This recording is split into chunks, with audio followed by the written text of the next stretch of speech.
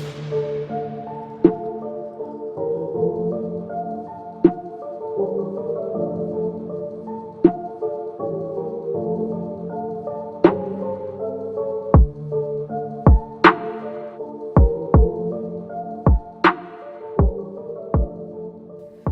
to the haunt.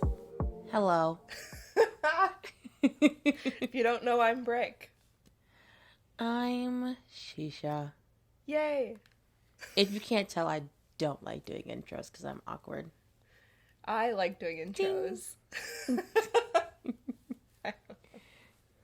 So anyway, today I'm going to talk about what's known as the Watseka Wonder. Oh, what? The Watseka Wonder. What's Watseka? Watseka. Because it takes place in Watseka, Illinois. Is this close to us? Not super close. It's like just south of Chicago. Chicago's 3 hours. 4 hours from I don't us think currently. that's close. Close enough. Okay. Well, It's probably an hour south of Chicago. Okay. Yeah. So the name of this event comes from a book, which this was the title of the book, and the book was written by Dr. E. Winchester Stevens. And the book basically documents all of these events that I'm about to go through. Okay. Also, Dr. E.W. Stevens does play a part in this story, so we'll get back to him. All right. So it's a biased account of the events, because he's involved. Yes. Also, when you find out, I'll just tell you, he is a spiritualist doctor, and this is in the 1800s. All right. All right, here we go. So, the main events of this story take place between July 1877 and May 1878. So it's about a 10-month period. Okay. But we're going to backtrack and give you some background information before we get into the actual Watseka Wonder. Watseka. That name is killer. It's fun. It's fun to say, too. I guess. So, 1846. We have the birth of Mary Roff. Her parents are Anne and Asa Roff, and they move around the country during her infancy, finally settling in Watseka, Illinois. They were one of the first families to build a home there. Their home is still there. That's pretty cool. It's a bed and breakfast now. Cute. There's so much fun history to this house. They just have a lot of really cool history because the people who live there just have really cool history. Oh, okay. And I'm like, I like that. I want to go there someday. But anyway, we're not here to talk about their house.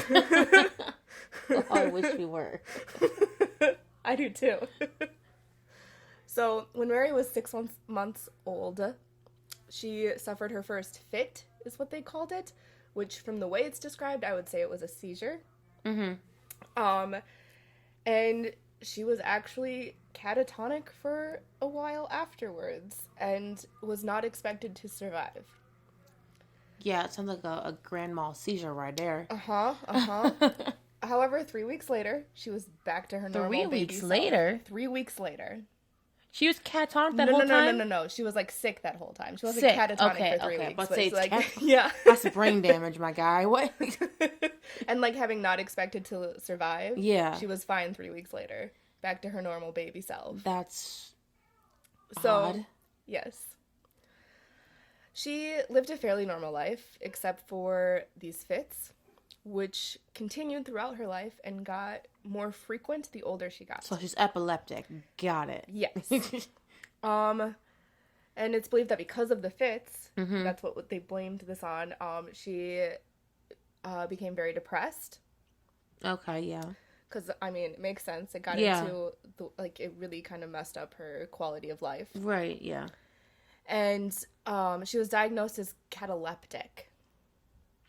Cataleptic. What the hell is that? Apparently, back in the 1800s, they used it interchangeably with epileptic. Oh, okay.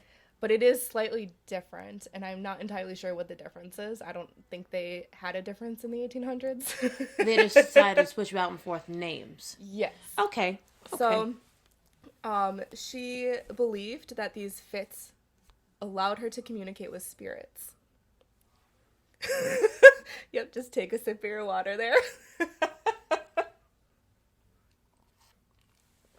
Okay. Yep, most people thought she was a little bit crazy. Yeah, I mean... That's an option. It is an option. So, her family had been feeling some pressure to put her in an insane asylum, which... Okay, I get she had issues. Yes. But the insane asylums back in the day... Yeah, in the 1800s, not a good place to send anybody. That's a death wish. Yeah, her parents did not want to do that. Good on them. Yes. Good job, parents. Except in 1864, when Mary was 18 years old, she grabbed a knife, snuck out into her backyard, and cut her arms. She, after losing quite a bit of blood, she faints. As one does. Yep, she's found unconscious, brought up to her bedroom. She remains unconscious for 5 hours. When she wakes up, she's basically a violent raving maniac. Yeah. Yep. It takes 5 able-bodied men to hold her down onto her bed. Mind you, she's only about 100 pounds and had recently just lost quite a bit of blood. Yeah. So... That can happen when you come out of a state like that. You get very violent. Yeah. Like superhuman violent for no reason. Yeah.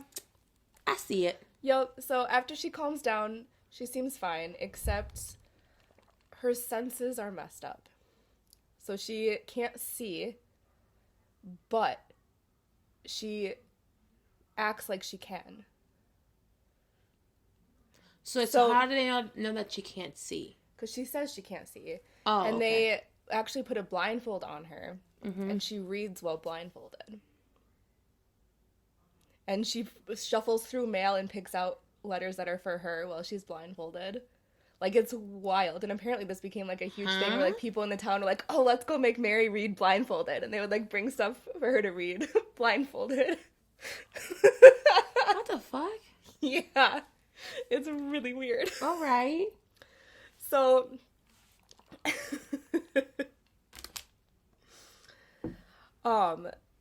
her seizures continued to get worse.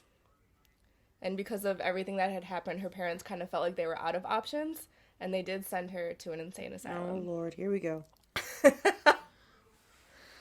On July 5th, 1865, after suffering another fit, Mary Roth died at the age of 19.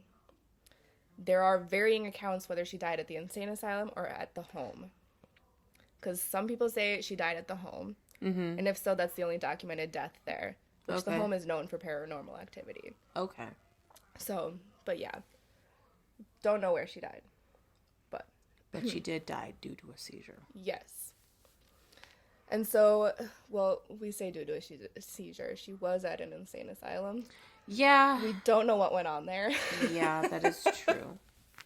That part is true. But with everything that happened to Mary, and especially after her death, the Roths kind of became spiritualists. They started, after she died, started to believe that, oh, maybe she was able to communicate with spirits. And this is all happening. They did not do a seance. No. This is all happening during the spiritualist movement, which was around the 1840s to the 1920s, where spiritualism was still kind of like an outcast thing, but it was gaining popularity, and it wasn't as taboo as it was previously. There was a lot more resources about it and whatnot. So the Roths, though they're still a respected part of the community, kind of become known as the crazy spiritualists. Okay. So that's... So they just went head first into this. I mean, no, they did research and were kind of like, wait, maybe there's more to this than... Got it. Yeah, okay. yeah. They It wasn't just like their daughter died, like, we're spiritualists now. Oh, no, okay. no. Got it. Her awesome. death kind of sparked their interest. Okay. Yes, and led to them researching it. And Got it. Okay. Yes. Okay. So, now we're going to fast forward to July 1877. And here's where our story starts. Okay. I'm scared. Okay. Yeah, if that was just like the background information. Right. I can only imagine what's going to happen from now on. So, on the other side of Watseka lives the Venom family. And it's important to note that the Venom family and the Roth family really didn't know each other. Okay. They knew of each other because they lived in the same town. Right. But they didn't, like, ever really cross They weren't paths. formal. Right, yeah. Okay, got it. They were just acquaintances, if that. Okay, even if, just like... Yes. Okay. Yeah. All right. So on July 9th, 13-year-old Lauren C. Venom wakes her parents up in the middle of the night because she says that there are spirits in her room who are saying her name and that she can feel their breath on her face. Oh Lord. Oh, Jesus. Okay. So she's obviously very scared. Right. Her parents are pretty hardcore Methodists, so they don't mess with any of that spiritualist stuff. Oh, Jesus. Here comes exorcisms. Oh, God. Okay. So on that night, her mom decides to sleep with her, and so they sleep the rest of the night. Everything seems fine and is normal, right? I'm pretty sure that happens a few days in a row. Really? Yes, leading up to July 11th, where around 6 p.m., Lauren C. told her mother that she was feeling weird, and then she had a fit, which, again, I think was a seizure, and passed out. She was unconscious for 5 hours.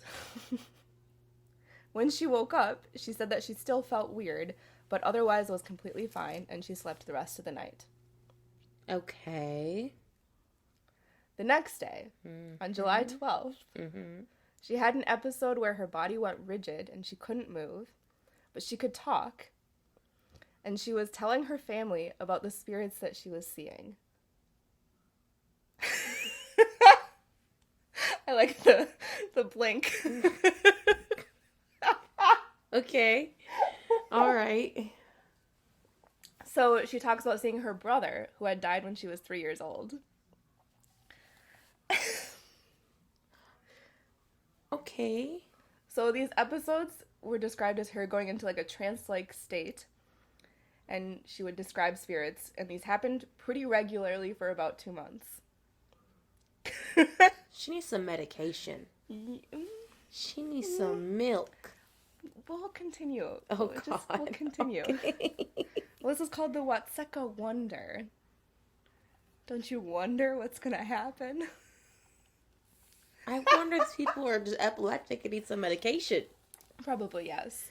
But also, there's something to this. I'm going to continue. Is there aliens involved? No. Oh, okay. No.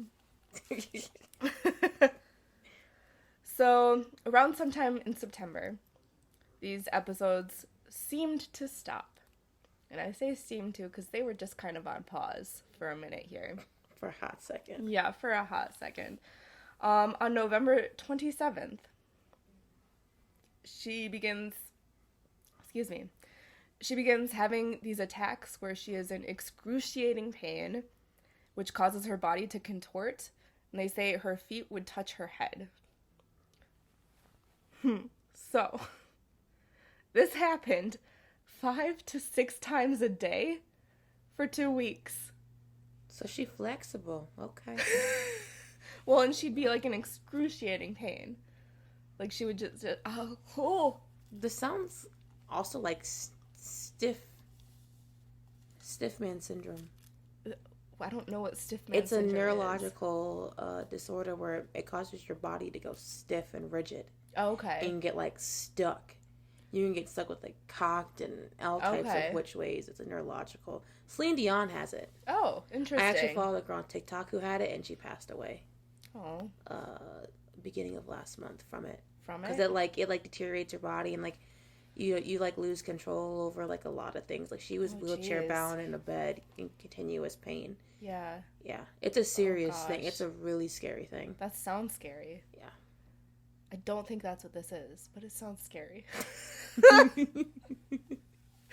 So, on December 11th, still in 1877, during one of these attacks, she became unconscious and thus kind of reverted back into her trance-like states that she was having before and started describing spirits, which she was now calling angels. So this ended her attacks. But the trances came back and became more regular and happened 3 to 12 times a day, lasting 1 to 8 hours at a time. I'm sorry. 1 to 8 Yes. hours she'd just be in a trance? Yes. Describing spirits? Yes. Angels? Whatever? Yes. And she would come out... 8 hours. 8 hours. Yes. That's why it was only 3 times a day sometimes. So she would come out of these trances feeling like exhilarated and like overjoyed, saying that she was just in heaven. So her doctors, neighbors, and friends all thought she was insane. Mm-hmm. The Methodist minister of Watseka actually wrote to the nearby insane asylum asking if they had room for Laurency. Her parents did not want to send her, obviously, because it's the 1800s, and it's not a place to send people, because you don't do that, no. Anyway. So, like the Roths, they were under a lot of pressure to send her to an insane asylum. So this is where the Roths enter back into the story. So the whole town's talking about the insanity of Laurency Venom, and the Roths are quick to draw parallels between Laurency and their daughter Mary. As one would. Yes, because the whole town's a-buzzing about it, and the Roths are like, well, now, wait a minute. This sounds familiar. So... Wait a minute. So they decide to step in, because they very much regret sending Mary to the insane asylum. Yeah. And they don't want the Venoms to make the same mistakes that they did. Right. So they step in. And they actually call up a spiritualist doctor that they're acquainted with. And this is Dr. E.W. Stevens, the writer of this book. So the 3 of them go to meet Laurency. Laurency, I don't know. They had weird names back in the day. They did. January 31st, 1878. The 3 of them meet Laurency at the Venom house. She's huddled by the fireplace and is mean and crotchety. And Dr. Stevens describes her as looking like an old hag, even though she's only 13 years old. You look like an old hag. So Dr. Stevens actually engages her in a conversation. And he asks her name. She says Katrina Hogan. She says that she's 63 years old from Germany. What? Then her entire demeanor changes. And she says, okay, I'll be honest. My name's not Katrina. I'll tell you my real name. I'm not a woman. My name is Willie Canning. Goes into this full story. She goes, my father was Peter Canning. I ran away from home, changed my name several times, got into some trouble and died. And now I'm here because I want to be. I'm sorry, fucking what? Fucking what? Oh my god, okay. Okay. This is wild. I told you. This is wild. I told you. It gets wilder. So they continue conversing. Willie, or Laurency, asks the doctor a bunch of questions, and they have they just have like a kind of normal conversation. As soon as they get up to leave, however, Laurency passes out and again goes into this trance-like state. And she starts saying that she is in heaven. So during this trance, Dr. E.W. Stevens is able to ask her questions, and she's able to answer them as herself. Okay. So she says that she's aware of the evil spirits, Katrina and Willie, and she says there's others, but she has no control over when they take over. So possession. So yes, and she calls them evil spirits, which I think is important to note because... Yeah. So Dr. Stevens asks her, like, well, maybe you would be happier if you let a nicer spirit take over instead of the evil ones. So he says, is there, like, you're in heaven right now, is there someone there, that you could, like, talk to about that? And she goes, yeah, there is actually someone who wants to come, and the other angels want her to come too. And the doctor says, okay, who is it? And Laurency responds, her name is Mary Roth.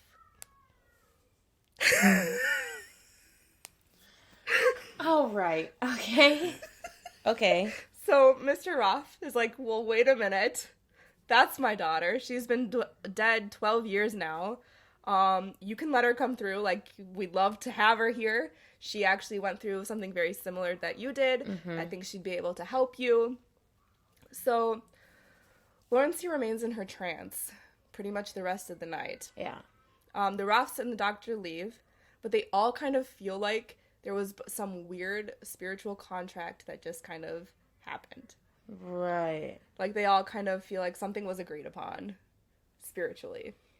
Right. So they leave and go home. The next morning,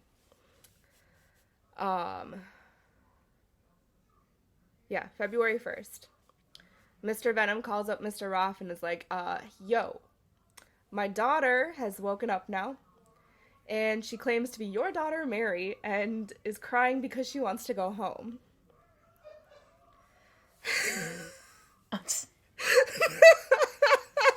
Okay. I told you it gets wilder. Okay. So,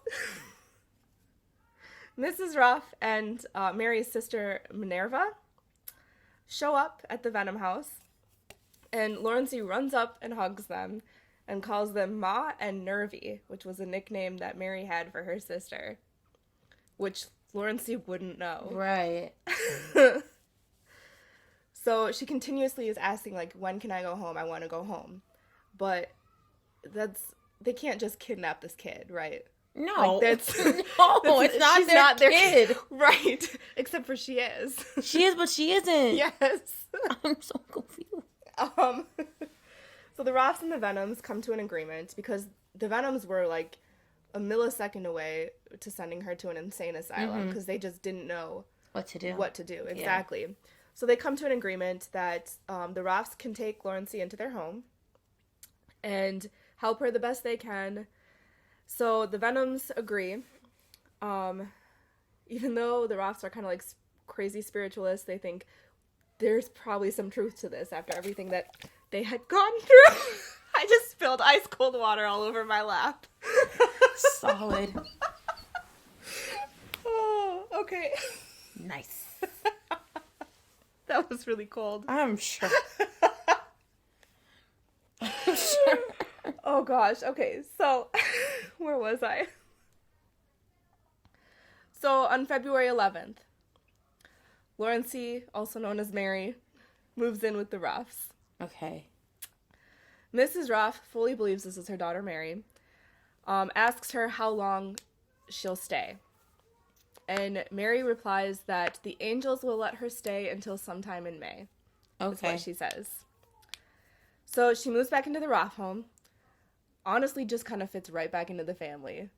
There's, like, no question that, like, this is Mary. Okay. All right. Yep.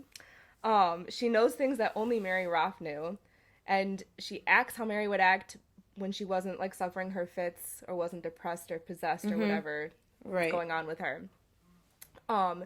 It really doesn't take a lot of convincing that this is Mary. Occasionally, she would go into a trance, but it seemed a lot more controlled than when Lawrencey would do it. Okay. And she would explain that she was visiting heaven. Oh. Yeah. Also, on occasion, other spirits would come through her body. And there was one who was...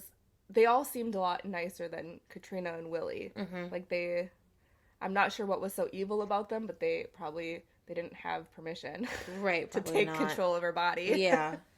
But there was one time that there was a woman who was in control of this body. Don't know who she was. She claimed to have died in Tennessee at the age of 25 in a similar way that Mary died. Oh. Yeah. And this woman explains to the Roths that Mary has been given control of Lawrencey's body until Lawrencey is restored to her normal condition and is healthy again, and then it'll be time for Mary to leave. Okay. So, these kinds of things go on for about 3 months. And occasionally during this time, Mary would write to Dr. Stevens, thanking him for opening the door for her to be able to come through. And she visits with the Venoms, but she feels really bad because she doesn't know who they are, and she is their daughter. Right. Like, she says it just makes her feel bad. Right. Yeah. Which makes sense. Even though the Venoms fully believe that this is not their daughter. Like, they are like, yeah, this is not Lawrencey. Right. So, someone asks Mary one time where Lawrencey is. And she says she's in heaven taking lessons, just like I'm here taking lessons too. Taking lessons about what? Life? I don't know. Spiritual lessons, I would assume. Okay. Yeah. There was one time when Lawrencey / Mary, we'll just call her Mary to make it not as confusing, was talking about when she cut her arms. And she pushes up her sleeve to show her scars, and she's like, wait a second. It's not on these arms. Those arms are attached to that body that's buried. And she, like, gives full information to where her body is buried. Okay. Okay.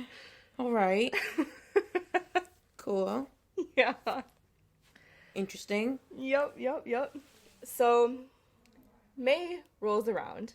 And if you remember, Mary said that she would be here until sometime in May. Yeah. And we start getting snippets of Lawrencey. Like, she comes for a few minutes at a time, and then Mary comes back in control. It's never really long enough for the Roths to go get her family. Okay. So it's just kind of like, yeah. But on May 19th, Lawrencey's brother Henry is over at the Roths' house when Lawrencey comes back for a little bit. Oh. They have a very tearful reunion. Aww. And they ask her if she'll be able to stay until they can get their parents to come over. And Lawrencey says no. And then, pretty much immediately, Mary's back in control. However, an hour later, Mrs. Venom shows up, presumably to pick up her son. I don't know. Right. And Lawrencey comes back. And we have another tearful reunion. Oh. Yeah, it's so fun. It doesn't last very long, though, because Mary takes control again. So, Mary tells everyone that on May 21st will be her last day, and Lawrencey will come back completely healed, and she'll be able to return to her family. She says at 11 p.m. is when Lawrencey will come back permanently, on May 21st. Okay. So, May 21st comes around. Mary goes around saying goodbye to everybody that day. She calls up her sister Minerva, knowing that Minerva's the most familiar face of the family to Lawrencey, just because there's some weird acquaintance there where, like, Lawrencey would recognize her. Yeah. Well, she'd probably recognize everyone at this point, but... Right. She asks her sister to bring Lawrencey, when she comes back at 11 o'clock, to their dad, Mr. Roth, so that he can call up her parents and they can get her home. So, 11 p.m. on May 21st rolls around. Lawrencey wakes up. Minerva, Mary's sister, is sitting there, and she explains that, hey, we're going to go bring you to my dad, Mr. Roth, and we're going to get you back. And Lawrencey goes, yeah, I know, Mary told me. Oh, hell no. Oh, hell no. Okay. So, Lawrencey gets home. Basically lives happily ever after. She never had, like, another incident or a fit or whatever. She got married, had 12 kids, Jesus. and died in 1952 at the age of 88.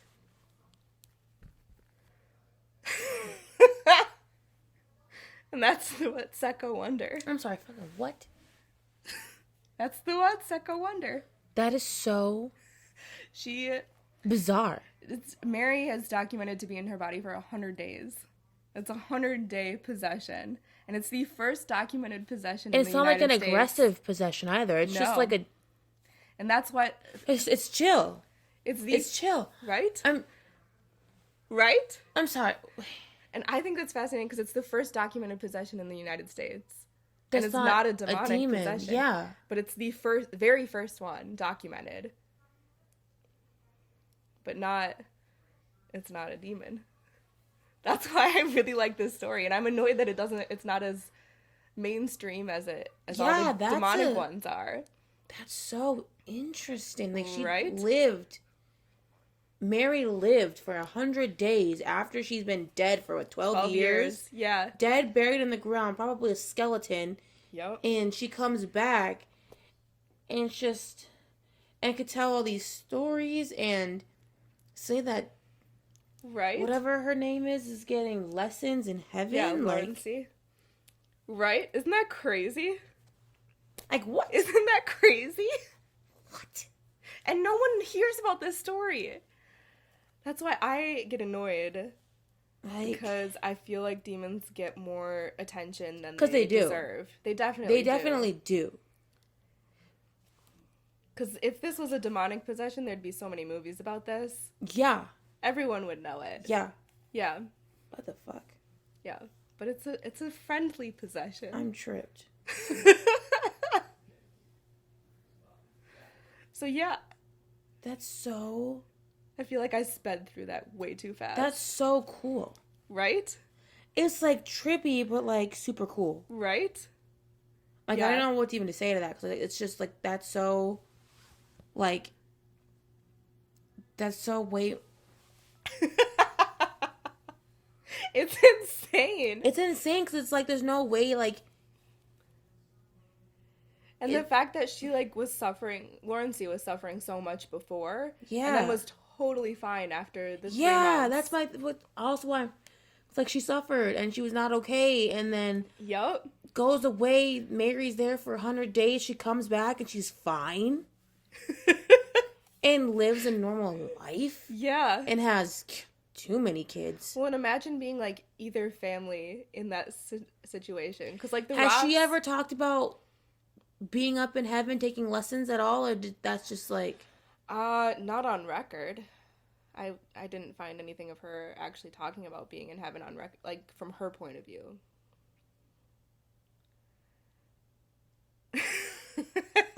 I'm stunned. I'm too stunned to speak. I know. I heard about this story and I was like, how'd you hear about this one? You're gonna find this funny. I was watching The Scariest Places in America, and they talk about the Roth home on that. There's like a little snippet, and they get a lot of it wrong, but because they try to make it scary, and it's not a scary story. There are scary parts to it. Yeah. But. Oh wow. I'm flabbergasted. That's a trippy one. The Watseka Wonder. There's a lot of stuff out there. Watseka. I have to visit that place because that's... You should look up the history of the Roth house too. Actually, I'm going to do that right now because there's a lot of like fun, like it's just such a cool place because it's one of the oldest houses in Illinois. Right. And then all the people who have like owned it, it's like really fascinating. So right now the owner is John Whitman, and he actually got some kind of an award for restoring the house. Oh. Yeah. Like it's like he's the current owner? He's the current owner. Yes. And I think he's opened it as like a bed and breakfast. Cute. Yes, but it's all restored to like the time period. Yes. Well, I'm sure it couldn't be turned into anything else because it's a historical building. Yeah. And those have special rules and you have to build it to certain... It looks gorgeous too. Does it? Yeah. So the owners of the house include the Roths, who are infamous spiritualists, as it says on this site. Okay. A notorious federal judge and a worldly aviator and pioneering businesswoman have all lived in the Roth house. Oh, what aviator businesswoman? I'm looking it up. What's her name? Catherine Clifton. Oh, I've heard of her. Yeah, so she owned and lived in the Roth house at one point. Oh, wow. Yeah. And a judge, you said? Yeah. There's nothing about... Where's the judge? C.W. Raymond. Okay. Was the judge who lived there.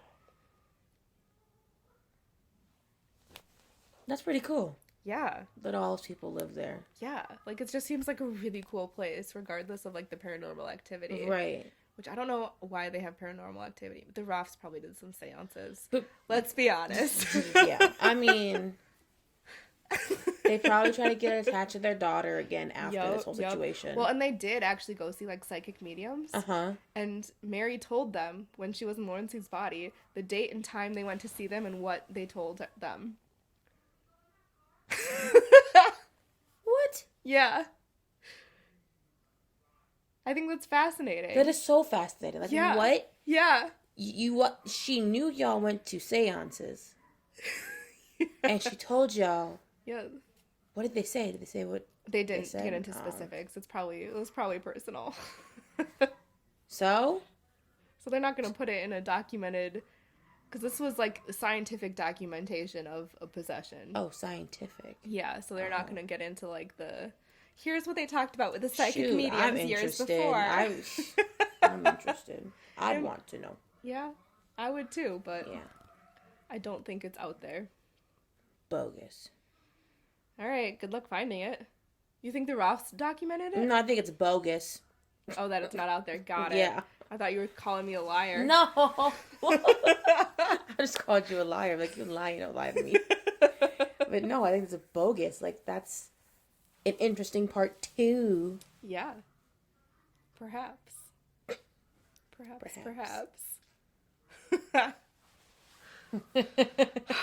I sped through that way too fast. I was way too excited to tell you. It's okay to be excited because that's so cool. Right?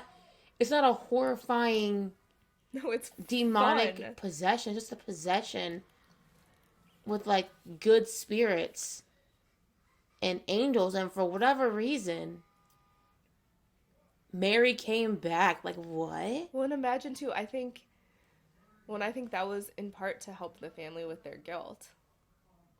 In part, because there had to have been so many different things at play for that to have been possible. Yeah. Because you got Mary, you got her family, you got Lawrence, you got her family, you got like I don't know. It's insane. Yeah. And it all had to be within the same area. Right. Like, this is all just so weird. So weird. Like, I feel like there's some timeline where this did not happen. Yeah. Because, like, I don't know. I feel like a lot of things could have messed that up. Yeah. Wow. I don't even know, like well, this is like just tripping me up because it's like I don't know what to say. Like, I have no explanation for any of this. Like, I don't like. Oh, no one does. That's why it's a wonder. I know, but like normally I can like, oh yeah, it's probably that. When I do this one, I'm like, I don't know. And I think it was both families. I think ended up signing this book that Dr. E.W. Stevens wrote to say that everything he had written down was valid, was true. True, and nothing was false. Yes. Wow. Because a lot of people were obviously skeptical about it. But then it kind of became like a staple in like spiritualism. Yeah. Like, it was one of those books that if you were a spiritualist, you read. Okay. Back in the day. Interesting. Yeah. That's insane. Isn't it? And there's no answer. There's no answer. But yeah. But imagine. Imagine it happened like now. Happened to somebody what I'm now. saying. It's like someone that we knew. Like it's like somebody else. It's like my sister coming back to somebody for 100 days. And then leaving. I'd be so messed up in the first place. Well, that was my sister's spirit coming back. Yeah. And then coming and staying with me, not in her that's original why I'm saying body. Is there had to have been so many different things at play because like it couldn't mess up the families. You know what I mean? Like, it would trip me up because it's like it's my sister's mind and spirit in this person that doesn't my sister, but she's telling me everything that my sister would know about us, and then I have you back for 100 days and then you're gone and then I don't have any contact with you, then it's like, but if you know it's temporary, Well, that's the thing too, Mary says, is she says, I have to go, but I won't be gone. I just won't be able to, like, hug you anymore. She said, I'll still be here. You won't be able to see me, though.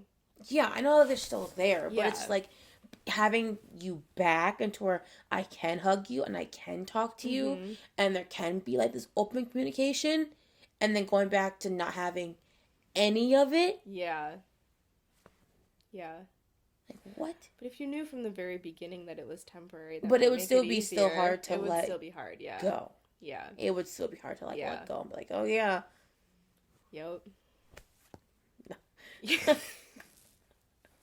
But then imagine too, like, the Venoms being like, yeah, here's our daughter, like. Yeah, that's messed up too. Like, well, here's and my... also her mom also actually wrote a letter to who was it? I think it was the Roths after all of this, and was like, I want to thank you guys because we were so close to sending her to an insane asylum, which I don't think she would have survived, and if she had died, I would have died. She basically said, like, I wouldn't have been able to live with myself had that happened. Right. So, like, you saved both of our lives. That's insane. And they were, like, really good friends, I'm pretty sure, after all this. I don't know how you wouldn't be right? able to. You kind of have to be. Like... Well, and I'm pretty sure Lawrence, too, kept in touch with the Roths. I'm sure. She ended up moving out to California, but... I don't know why you would want to move there. I don't know, that's where her husband lived, I think. Yeah. Insane. Yep. Completely insane. Mind-boggling. So, yeah, that is the Watseka Wonder. Have to go to Watseka here. Yeah, that'd be fun to stay at that house. I should see how much it costs. Probably a pretty penny. Probably. But it's beautiful. This guy did a really good job at restoring it. Yeah.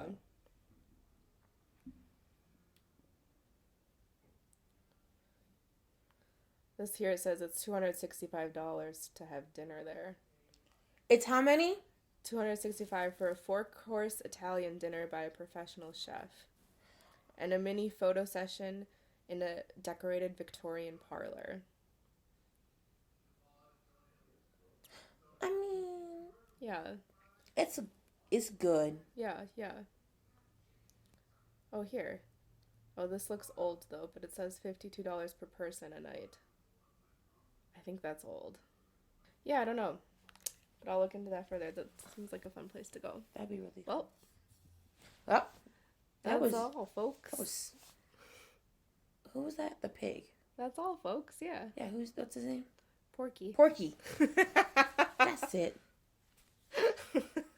All right. Stay tuned. That was fucking crazy. See you next week.